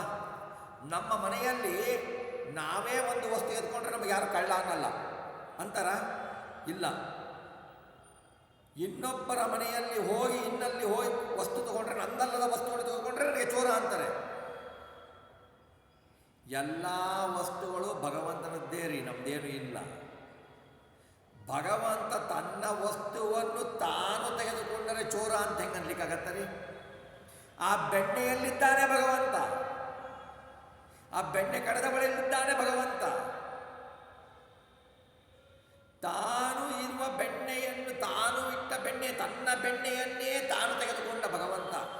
ಸಕಲ ಇಡೀ ಬ್ರಹ್ಮಾಂಡದೊಳಗೆ ಏನೇನು ವಸ್ತುಗಳಿದಾವೋ ಎಲ್ಲವೂ ಭಗವಂತನದ್ದೇ. ಹಾಗಾಗಿ ತನ್ನ ವಸ್ತುವನ್ನು ತಾನು ತೆಗೆದುಕೊಂಡರೆ ಅವನಿಗೆ ನವನೀತ ಚೋರ ಅನ್ಲಿಕ್ಕಾಗತ್ತಾ? ಚೋರ ಅನ್ಲಿಕ್ಕಾಗತ್ತಾ? ಪರಮ ಕಳ್ಳರು ನಾವು ರೀ, ಪರಮ ಚೋರರು ನಾವು. ಯಾಕೆ ಅಂದರೆ ನಮ್ಮದಲ್ಲದ ವಸ್ತುವನ್ನು ನಾವು ನಮ್ಮದು ಎಂದು ಭ್ರಮಿಸುತ್ತೇವೆ ಅಲ್ವಾ? ಇದು ನಂದು, ಇದು ನಂದು. ಅಪ್ಪ ಅದು ದೇವರು ಕೊಟ್ಟಿದ್ದು, ಅದು ಸ್ಮರಣೆ ಬೇಕಲ್ವಾ? ದೇವರು ಕಾಣಲ್ಲ, ನಮಗೇನು ಗೊತ್ತು ಅಂತ ನನಗಿಲ್ಲ. ಅದು ದೇವರು ಕೊಟ್ಟಿದ್ದು, ನನಗಾಗಿ ಕೊಟ್ಟಿದ್ದ, ನಾನು ತಗೊಳ್ತೀನಿ. ದೇವರ ಸ್ಮರಣೆ ಇರಬೇಕಲ್ವಾ? ದೇವರ ಸ್ಮರಣೆನೇ ಇಲ್ಲ. ಇದು ನಂದು, ಇದು ನಂದು, ಇದು ನಂದು, ನಾನು ನನ್ನದು, ನಾನು ನನ್ನದು. ನಮ್ಮದಲ್ಲದ ವಸ್ತುಗಳನ್ನು ನನ್ನದು ಎಂದು ತಿಳಿದುಕೊಳ್ಳವನು ಅವಿವೇಕಿ, ಅವನು ಚೋರ. ಎಲ್ಲವನ್ನ ವಸ್ತುವು ಭಗವಂತನದೇ ಆಗಿರುವುದರಿಂದ ಭಗವಂತ ತೆಗೆದುಕೊಂಡರೆ ಅವನು ಚೋರ ಹೇಗಾಗ್ತಾನೆ? ಅವನು ಚೋರ ಅಲ್ಲ. ಆದರೆ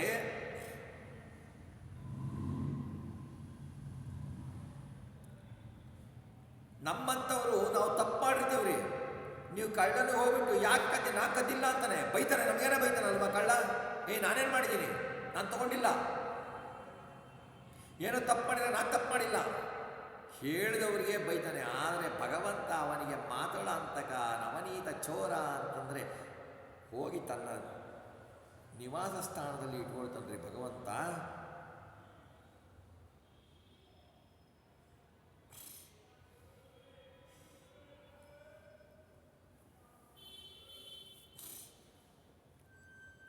ಏನು ಕರುಣಾಳು? ಉದಾಹರಣೆ ಕೊಡ್ತೀರಾ ಆಚಾರ್ಯ ಅಂದರೆ ಕೊಡ್ತೀವಿ. ಶ್ರೀನಿವಾಸ ಕಲ್ಯಾಣ ಕೇಳಿದ್ದೀರ? ಭೃಗು ಮಿನಿಂಗ್ ಕೇಳಿದ್ದೀರ? ಯಾರು ತ್ರಿಮೂರ್ತಿಗಳಲ್ಲಿ ಶ್ರೇಷ್ಠರು ಅಂತ ಸ್ಪರ್ಧೆ ಬಂದಾಗ ಭೃಗು ಮುನಿಗಳಲ್ಲಿ ಭಗವಂತನ ವಿಶೇಷ ವಿಭೂತಿ ರೂಪ ಇದೆ. ವಿಭೂತಿ ಯೋಗದಲ್ಲಿ ಬರುತ್ತೆ ಭಗವದ್ಗೀತದಲ್ಲಿ. ಋಷಿಗಳಲ್ಲಿ, ಭೃಗು ಮಹರ್ಷಿಗಳಲ್ಲಿ ಭಗವಂತನ ವಿಭೂತಿ ರೂಪ ಇದೆ. ಭೃಗು ಋಷಿಗಳಿಗೆ ಒಪ್ಪಿಸ್ತಾರೆ ಯಾರು ಶ್ರೇಷ್ಠರು ಅಂತ ತಿಳಿದುಕೊಂಡು ಅಂತ. ಅಲ್ಲಿ ಮಾಡುವ ಋಷಿಗಳಿಗೆ ಅದೇ ಮೊದಲನೇ ಯಜ್ಞ ಅಲ್ಲ, ಎಷ್ಟೊಂದು ಯಜ್ಞ ಮಾಡಿ ಭಗವಂತನಿಗೆ ಅವ್ರಿಗೆ ಗೊತ್ತಿಲ್ವಾ? ಗೊತ್ತಿದೆ, ಜನಕ್ಕೆ ತೋರಿಸಬೇಕು. ಗೊತ್ತಿದ್ದನ್ನು ಪದೇ ಪದೇ ಹೇಳಿದರೆ ದುರತೆ ಬರುತ್ತೆ. ಭೃಗು ಮಹರ್ಷಿಗಳು ಹೋಗ್ತಾರೆ. ಭೃಗು ಮಹರ್ಷಿಗಳು ಹೋಗಿ ಏನು ಮಾಡ್ತಾರೆ? ಬ್ರಹ್ಮದೇವರ ಹತ್ರ ಹೋಗ್ತಾರೆ. ಬ್ರಹ್ಮದೇವರು ತಾನು ಸರಸ್ವತಿಯ ಜೊತೆಗೆ ಇರ್ತಾನೆ, ವೇದಗಳನ್ನು ಓದ್ತಾ ಇರ್ತಾನೆ. ಅವನು ಇವರು ಬಂದಿದ್ದನ್ನು ಎಣಿಸೋಲ್ಲ. ಭೃಗು ಮಹರ್ಷಿಗಳ ಬಂದಿದ್ದನ್ನು ಎಣಿಸೋಲ್ಲ ಅಂದರೆ ನೋಡಲ್ಲ. ಭೃಗು ಮಹರ್ಷಿಗಳಿಗೆ ಸಿಟ್ಟು ಬರುತ್ತೆ, ಶಾಪ ಬರುತ್ತೆ. ಬ್ರಹ್ಮದೇವರಿಗೆ ಗೊತ್ತಿಲ್ವಾ ಭೃಗು ಮಹರ್ಷಿಗಳು ಬರ್ತಾರೆ ಅಂತ? ಬ್ರಹ್ಮದೇವರಿಗೆ ಗೊತ್ತು. ನಾನು ಎದ್ದು ಸತ್ಕರಿಸಿದರೆ ಭೃಗು ಮಹರ್ಷಿ ಏನು ಮಾಡ್ತಾರೆ? ನನ್ನೇ ದೊಡ್ಡವನೊಂದು ಮುಂದೆ ಹೋಗೋದೇ ಇಲ್ಲ. ಅದಕ್ಕೋಸ್ಕರನೇ ಗೊತ್ತಿಲ್ಲದವ್ರಂಗಿದ್ದು ಬಿಟ್ರು. ಮೇಲೆ ರುದ್ರದೇವರ ಹತ್ರ ಹೋದರು. ರುದ್ರದೇವರ ಹತ್ರ ಅವನಿಗೆ ಸಂಹಾರ ಮಾಡಿಬಿಡ್ತೀನಿ ಅಂತ ಹೋಗ್ಬಿಟ್ರು.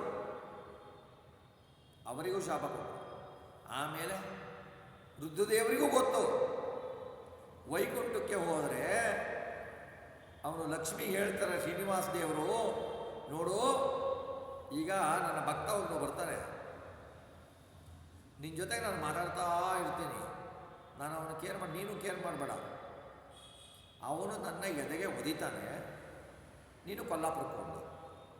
ಇದೆಲ್ಲ ಮ್ಯಾಚ್ ಫಿಕ್ಸಿಂಗು, ಪ್ರೀ ಫಿಕ್ಸಿಂಗ್ ಇವೆಲ್ಲ.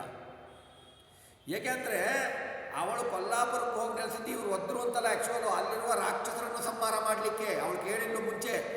ನಾನು ಆ ರಾಕ್ಷಸರನ್ನು ಸಂಹಾರ ಮಾಡಬೇಕು, ಯಾವಾಗ ಹೋಗಬೇಕು ಅಂತ ಕೇಳಿದಾಗ ಭಗವಂತ ಹೇಳ್ತಾನೆ, ಟೈಮ್ ಬರುತ್ತೆ, ಸಮಯ ಬಂದಾಗ ನಾನು ಹೇಳ್ತೀನಿ ನೀನು ಹೋಗಬೇಕು ಅಂತಾಗ ಆ ಸಮಯ ಈಗ ಬಂದಿರುತ್ತೆ. ಅವರು ಬರ್ತಾರೆ. ಬಂದು ಬಿಟ್ಟು ಭೃಗು ಮಹರ್ಷಿಗಳು ಬಂದು ಬಿಟ್ಟು ನೋಡ್ತಾರೆ. ಭಗವಂತ ಕಂಡು ಕಾಣದಾಗೆ ಇದ್ದಾಗ ಭಗವಂತನ ಎದೆಗೆ ಒದಿತಾರೆ. ಭಗವಂತನ ಎದೆಗೆ ಒದ್ದಾಗ ಭಗವಂತ ಏನು ಕರುಣಾಳು, ಅವರ ಪಾದವನ್ನು ಹಿಡ್ಕೊಳ್ತಾನೆ. ಪಾದ ಹಿಡ್ಕೊಂಡ್ಬಿಟ್ಟು ಏನು ಹೇಳ್ತಾನೆ ಗೊತ್ತಾ ಭಗವಂತ? ಎಂತಹ ಕೋಮಲ ಪಾದ ನಿಮ್ಮದು, ನಂದು ಎಂತಹ ಕಠಿಣವಾದ ಹೃದಯ. ನನ್ನ ಹೃದಯಕ್ಕೆ ಒದ್ದಿದ್ದರಿಂದ ನಿಮ್ಮ ಕಾಲಿಗೆ ನೋವಾಗಿರಬೇಕು, ತೊಂದರೆ ಆಗಿರಬೇಕು. ಬರೀ ಕಾಲೊತ್ತೀನಿ ಅಂತ ಕಾಲೊತ್ತಾನೆ ಭಗವಂತ. ಯಾಕೆ ಅಂತಂದರೆ ಈ ಬ್ರಹ್ಮಾಂಡ ಇದೆಯಲ್ಲ, ಬ್ರಹ್ಮಾಂಡದ ಕರ್ಪರ ಅಂದರೆ ಈ ತೆಂಗಿನ ಚಿಪ್ ಬರುತ್ತಲ್ವ, ಆ ಚಿಪ್ಪಿನ ಥಿಕ್ನೆಸ್ಸು ಎಷ್ಟು? ಹತ್ತತ್ರ 100 ಕೋಟಿ ಯೋಜನ ಚಿಪ್ಪು ಕರ್ಪರ. ಭಗವಂತ ತಾನು ಕಾಲನ್ನು ಎತ್ತಿ ಬ್ರಹ್ಮಾಂಡದ ಹತ್ರ ಇಟ್ಟಾಗ ವಾಮನ ಪರಮಾತ್ಮ ಆ ಕಾಲಿನ ಉಗುರಿನ ತುದಿ ತಡೆದು ಆ ಬ್ರಹ್ಮಾಂಡದ ಕರ್ಪರ ಸೀಳಿ ಹೊರಗಿನ ಗಂಗಾ ನದಿ ಬಂತು. ಅದಕ್ಕೆ ಅಷ್ಟು ಥಿಕ್ನೆಸ್ ಇದ್ದ ಬ್ರಹ್ಮಾಂಡವನ್ನು ಒಂದು ಉಗುರಿನಿಂದ ನಾನು ಸೀಳಿದೆ ಅಂದರೆ ನನ್ನ ಹೃದಯ ಎಷ್ಟು ಗಟ್ಟಿ ಇರಬೇಕು. ನನ್ನ ಇಂಥ ಹೃದಯಕ್ಕೆ, ಘನವಾದ ಹೃದಯಕ್ಕೆ ನೀನು ನಿನ್ನ ಮೃದುವಾದ ಕಾಳಿನಿಂದ ಹೊಡೆದಲ್ಲಪ್ಪ, ನಿನ್ನ ಕಾಲು ನೋವಾಗಿದೆ ಬಾಯಿಲ್ಲಿ ಅಂತಂದರು. ಅದರಲ್ಲಿ ಸೂಕ್ಷ್ಮ ರಹಸ್ಯಗಳಿದ್ದಾವೆ. ಆ ಕಾಳಿನ ಒಳಗಡೆ ನೇತ್ರಾಸುರ ಅನ್ನೋ ರಾಕ್ಷಸ ಇದ್ದ, ಅವನನ್ನು ತೆಗೆದರು. ಇದೆಲ್ಲ ಶ್ರೀನಿವಾಸ ಕಲ್ಯಾಣದಲ್ಲಿ ವಿವರವಾಗಿ ಬರುತ್ತೆ. ನೇತ್ರಾಸುರ ಅನ್ನೋ ರಾಕ್ಷಸನ ತೆಗೆದರು, ಅವನ ಪಾದವನ್ನು ಮಾಡಿದರು. ಕರುಣೆ ಅಂದರೆ ಕರುಣೆಯನ್ನು ಬಂದರೆ ಯಾರ ನಮಗೆ ಬಂದುಬಿಟ್ಟು ನಮಗೆ ಎದೆಗೊದ್ದು ಅಥವಾ ಕಪಾಳಕ್ಕೆ ಒದ್ದು ನಾವು ಅವ್ರನ್ನ ಹಿಡಿದುಬಿಟ್ಟು, ಅಯ್ಯೋ ನೀನು ಒಂದು ತಪ್ಪು ಮಾಡಿದೀಯಪ್ಪ, ನೀನು ಭಾಳ ಒಳ್ಳೆಯವನಿದೆಯಾ, ಬಾ ನೀನು ಕೂಡಿಸಿ ಊಟ ಹಾಕ್ತೀವಿ ಅಂತ ಹೇಳ್ತೀವ ನಾವು ಇನ್ನೊಂದು ಬೈತೀವಿ ಅಲ್ವಾ, ನಾವು ತಪ್ಪಿದ್ದು ನಮ್ಮದೇ ತಪ್ಪಿದ್ರು ಕೂಡ. ಆದರೆ ಭಗವಂತ ಏನು ಮಾಡಿದಾನೆ? ಭಗವಂತ ಅವರಿಗೆ ಕರುಣೆಯನ್ನು ತೋರಿಸ್ದ.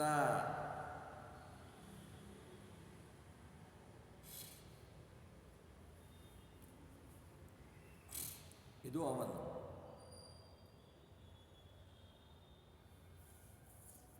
ಆಮೇಲೆ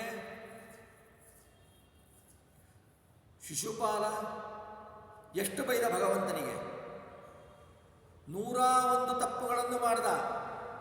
101 ತಪ್ಪಿನಲ್ಲಿ ಮಾಡಿದಾಗ ಭಗವಂತ ಅವನ ಶಿರಚ್ಛೇದನವನ್ನು ಮಾಡಿ ಶಿಶುಪಾಲ ದೈತ್ಯನಿಗೆ ಅಂಧತಮಸ್ಸನ್ನು ಕೊಟ್ಟು ಅವರ ಒಳಗೆ ಇದ್ದ ತನ್ನ ದ್ವಾರಪಾಲಕ ಇದ್ದನಲ್ಲ, ವೈಕುಂಠದ ದ್ವಾರಪಾಲಕ ಜಯನಿಗೆ ಸದ್ಗತಿಯನ್ನು ಕೊಟ್ಟನಲ್ರಿ, ತನ್ನ ದ್ವಾರಪಾಲಕನಾಗಿ ಮತ್ತೆ ಮಾಡಿದ್ನಲ್ರಿ. ಇದು ಕರುಣೆ ಅಲ್ವಾ? ಇದು ಕರುಣೆ ಅಲ್ವಾ? ಮತ್ತೆ ಕರುಣೆ ಭಗವಂತನದ್ದು. ಹೀಗೆ ಕರುಣೆ ಮಾಡ್ತಾನೆ ಭಗವಂತ. ಭಕುತರ ಅಪರಾಧವ ಬಗೆಯನು ಈ ದೇವ. ಭಕುತರು ಏನು ಅಪರಾಧ ಮಾಡಿದ್ರು ಅದನ್ನು ಬಗೆಯಲ್ಲ ದೇವ. ಅಭಕುತರು, ತನ್ನ ಭಕ್ತರಲ್ಲದವರು ತಪ್ಪಿದರೆ ಬಲು ಭಯವನ್ನು ಕೊಡ್ತಾನೆ. ನೋಡಿ, ಶಿಶುಪಾಲನಿಗೆ ಭಯವನ್ನು ಕೊಟ್ಟ, ಅಂಧತಮಸ್ಸಿಗದ್ದ. ಒಳಗಿರುವ ಜಯನಿಗೆ ತನ್ನ ಲೋಕವನ್ನು ಕೊಟ್ಟ. ಕಂಸನಿಗೆ ಅಂಧತಮಸ್ಸನ್ನು ಕೊಟ್ಟ, ಒಳಗಿರುವ ಭೃಗುಋಷಿಗೆ ತನ್ನ ಲೋಕವನ್ನು ಕೊಟ್ಟ. ಪೂತನಿಗೆ ಅಂಧತಮಸ್ಸನ್ನು ಕೊಟ್ಟ, ಒಳಗಿರುವ ಊರ್ವಶಿಗೆ ಸ್ವರ್ಗವನ್ನು ಕೊಟ್ಟ. ಹೀಗೆ ಭಗವಂತನ ಲೀಲೆ, ಭಗವಂತನ ಕರುಣೆ. ನಿಂದಾಸುತಿಯಲ್ಲಿ ಇದನ್ನು ತಗೊಂಡ್ಬಿಟ್ರು. ನಿಂದಾಸುತಿಯಲ್ಲಿ ದಾಸರು ಏನು ಹೇಳ್ತಾರೆ? ಜಾರ, ಚೋರ ಅಂತಾರೆ. ನಾವು ಸಾಧಾರಣ ಮಾತಾಡಬೇಕಾದ್ರೆ ಅವನು ಕೊಡ ಅಂದರೆ ಅವನು ಕೊಡಲ್ಲ ಅಂತ ಅರ್ಥ ಇರುತ್ತೆ ಮಾತಿನಲ್ಲಿ ಅಲ್ವಾ? ಅವನು ಕೊಡ, ಅವನು ಹೋಗ, ಅವನು ಹೋಗ, ಅಲ್ಲಿ ಹೋಗಲ್ಲ ಅಂತ ಅರ್ಥ ಅದು ಅಲ್ವಾ? ಅವನು ಹೇಳಲ್ಲ, ನೆಗೆಟಿವ್. ಅವನು ಜಾರ ಅಂದರೆ ಜಾರ ಅಲ್ಲ ಅಂತ ಅರ್ಥ. ಚೋರ ಅಂದರೆ ಚೋರ ಅಲ್ಲ ಅಂತ ಅರ್ಥ.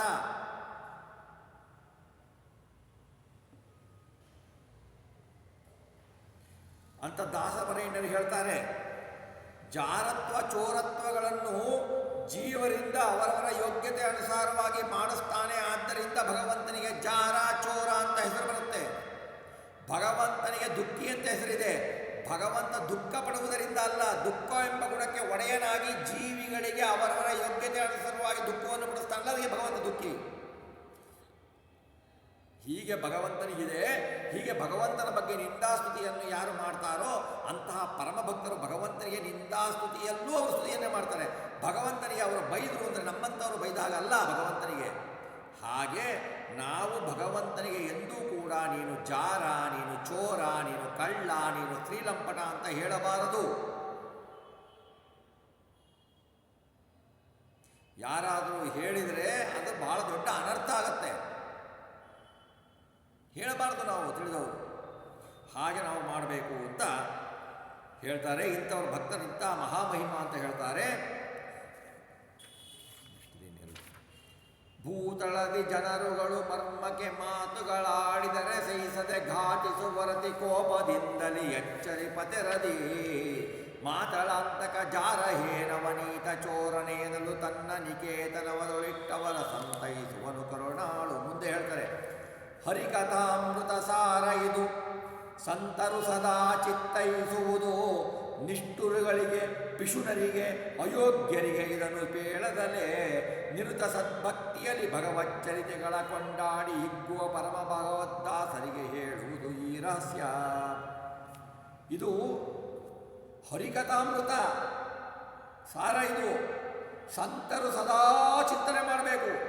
ಅಯೋಗ್ಯರಿಗಳಿಗೆ, ನಿಷ್ಠುರಿಗಳಿಗೆ, ವೈಷ್ಣವ ದ್ವೇಷಿಯವರಿಗೆ, ವಿಷ್ಣು ದ್ವೇಷಿಯವರಿಗೆ, ಅಯೋಗ್ಯರಿಗೆ, ಪಿಶುನರಿಗೆ ಇದನ್ನು ಹೇಳಬಾರದು. ಇದಕ್ಕೆ ಪ್ರಮಾಣ ಏನು ಅಂದರೆ ಅನಾವಿಷ್ಕರಾಧಿಕರಣ ಅಂತ ಹೇಳಿಬಿಟ್ಟು ಬ್ರಹ್ಮಸೂತ್ರದಲ್ಲಿದೆ. ಅದರಲ್ಲಿ ಹೇಳ್ತಾರೆ, ಓಂ ಅನಾವಿಷ್ಕುರ್ವನ್ನನ್ವಯಾತ್ ಓಂ ಅಂತ ಬ್ರಹ್ಮಸೂತ್ರ. ಅದರಲ್ಲಿ ಹೇಳ್ತಾರೆ, ಸರಸ್ವತಿ ಹೇಳ್ತಾರೆ, ವಿದ್ಯಾದಾನವನ್ನು ಅಧಿಕವಾಗಿ ಮಾಡುವುದರಿಂದ ಹೆಚ್ಚಿನ ಫಲ ದೊರೆಯುತ್ತೆ. ಆದ ಕಾರಣ ಅಧಿಕ ಫಲಕ್ಕಾಗಿ ಜ್ಞಾನವನ್ನು ಸಭಾದಿ ಬಹಿರಂಗ ಸ್ಥಳಗಳಲ್ಲಿ ಉಪದೇಶಿಸಬಾರದು ಎನ್ನುವುದು ಸಮಂಜಸ ಅಲ್ಲ ಅಂತ ಹೇಳಿದರೆ, ಅಯೋಗ್ಯರಿಗೆ ಅದರಿಂದ ದಾನ ದೊರೆಯುತ್ತದೆ, ಇದು ಯುಕ್ತವಲ್ಲ, ಇದರಿಂದ ಅನರ್ಥ ಆಗುತ್ತದೆ ಅಂತ ಹೇಳ್ತಾರೆ. ಯಾಕೆ ಅಂದರೆ ಮಾನಹಾಸ್ತೇನೇಭ್ಯೋ ಯೇ ಅಭಿದ್ರುಹಸ್ಪದೆ ಅಂತ ಸ್ತುತಿಗಳಲ್ಲಿ ಅಯೋಗ್ಯರಿಗೆ ಜ್ಞಾನ ನೀಡುವುದನ್ನು ನಿಷೇಧಿಸಲಾಗಿದೆ. ಅಯೋಗ್ಯರಿಗೆ ಜ್ಞಾನವನ್ನು ನೀಡಬಾರದು. ಯಾಕೆ ಅಂತಂದರೆ ಒಂದು ವಿದ್ಯೆಯನ್ನು ಯೋಗ್ಯರಿಗೆ ನೀಡಿದರೆ ಲೋಕ ಕಲ್ಯಾಣ ಆಗತ್ತೆ ಅಲ್ವಾ? ಅಯೋಗ್ಯರಿಗೆ ನೀಡಿದರೆ ಲೋಕ ನಾಶ ಆಗತ್ತೆ. ಇದು ನಮ್ಮ ಲೌಕಿಕವಾಗಿ ತಗೊಂಡ್ರೆ, ಈಗ ನಮ್ಮ ನ್ಯೂಕ್ಲಿಯರ್ ಎಲ್ಲ ಸೀಕ್ರೆಟ್ ಇಟ್ಕೊಂಡಿರ್ತಾರೆ, ಡಿಫೆನ್ಸ್ ನ್ಯೂಕ್ಲಿಯರ್ ಸೀಕ್ರೆಟ್ಗಳು, ಅದನ್ನೆಲ್ಲ ಟೆರರಿಸ್ಟಿಗೆ ಕೊಟ್ಬಿಟ್ರೆ ದೇಶನೇ ನಾಶ ಆಗುತ್ತೆ. ಹಾಗೆ ರಹಸ್ಯಗಳು, ಈ ವಿದ್ಯೆಗಳು, ಇದನ್ನು ಯೋಗ್ಯರಿಗೆ ಭಗವದ್ಭಕ್ತರಿಗೆ ಹೇಳಬೇಕು ಅಂತ ಭಗವದ್ವೇಷಿಗಳಿಗೆ ಹೇಳಿದರೆ ಇದರಿಂದ ಹಾಳಾಗತ್ತೆ, ಅನಾಚಾರ ಆಗತ್ತೆ ಅಂತ ಹೇಳ್ತಾರೆ. ಮುಂದೆ ಹೇಳ್ತಾರೆ, ಸತ್ಯ ಸಂಕಲ್ಪನು ಸದಾ ಏನಿತ್ತುದೇ ಪುರುಷಾರ್ಥ ಎಂದು ಅರಿದು ಅತ್ಯಧಿಕ ಸಂತೋಷದಲ್ಲಿ ನೆನೆಗುತ್ತ ಭುಂಜಿಪುದು ನಿತ್ಯ ಸುಖ ಸಂಪೂರ್ಣ ಪರಮ ಸುಹುತ್ತಮ ಜಗನ್ನಾಥ ವಿಠ್ಠಲ ಬತ್ತಿಸಿ ಭವಾಂಬುದಿಯ ಸುಖ ವ್ಯಕ್ತಿ ಕೊಡುತ್ತಿಪ್ಪ. ಸತ್ಯ ಸಂಕಲ್ಪತೋ ವಿಷ್ಣುನ ಅನ್ಯಥಾಸ್ತು ಕರಿಷ್ಯತೆ. ಮಹಾಭಾರತ ತಾತ್ಪರ್ಯದಲ್ಲಿ ಆಚಾರ್ಯ ಹೇಳ್ತಾರೆ, ಭಗವಂತ ಸತ್ಯ ಸಂಕಲ್ಪ. ಸತ್ಯ ಸಂಕಲ್ಪನಾದ ಭಗವಂತ ಏನು ಕೊಡ್ತಾನೋ ಅದೇ ಪುರುಷಾರ್ಥ. ಅವನು ಏನು ಕೊಟ್ಟಿದ್ದಾನೋ ಅದನ್ನು ಸಿಕ್ಕಿದ್ದನ್ನು ಸಂತೋಷದಿಂದ ತೆಗೆದುಕೊಳ್ಬೇಕು. ಭಗವಂತನೇ ನಮಗೆ ಯಾವಾಗ ಏನು ಕೊಡಬೇಕು ಅನ್ನೋದು ಗೊತ್ತು. ಭಗವಂತನಿಗೆ ನಮಗೆ ಏನು ಹಿತ ಅನ್ನೋದು ಗೊತ್ತು, ಏನು ಅಹಿತ ಅನ್ನೋದು ಗೊತ್ತು.